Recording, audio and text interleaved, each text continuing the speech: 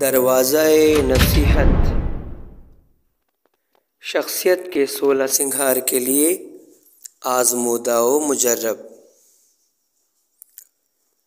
لوگوں سے خوش اخلاقی سے ملا کرو۔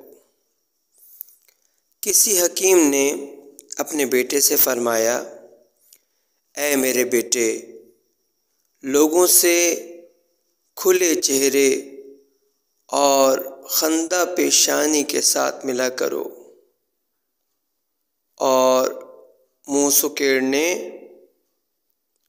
اور تکبر سے ہوشیار رہنا، کیونکہ آزاد لوگ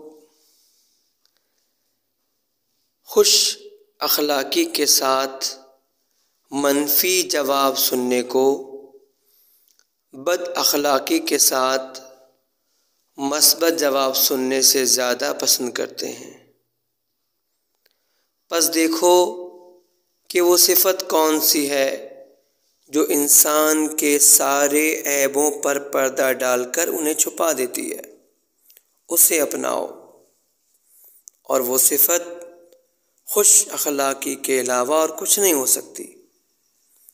اور یہ بھی دیکھو کہ وہ کون سی صفت ہے جو تمہاری عزت و آبرو کو خاک میں ملا دیتی ہے، اس سے دوری اختیار کرو۔ اور وہ چیز بد اخلاقی کے سوا اور کیا ہو سکتی ہے؟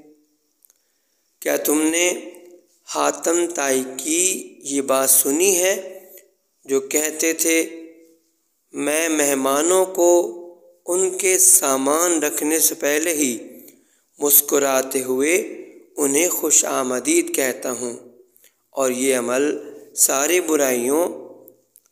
برائیوں اور کمی بیشیوں کو خیر و خوبی میں تبدیل کر دیتا ہے۔ مہمانوں کے ساتھ خوش رفتاری کرنے سے مراد یہ نہیں ہے کہ ان کی زیادہ سے زیادہ تواضع کی جائے، بلکہ اس سے مراد میزبان اور کریم شخص کا ہنس مکھ کر پیش آنا ہے۔ کتاب عقد الفرید، جلد نمبر 2، صفحہ نمبر 354۔ اور یہ تحریر گنجینہ نصائح کتاب سے آپ کے سامنے پیش کی گئی ہے۔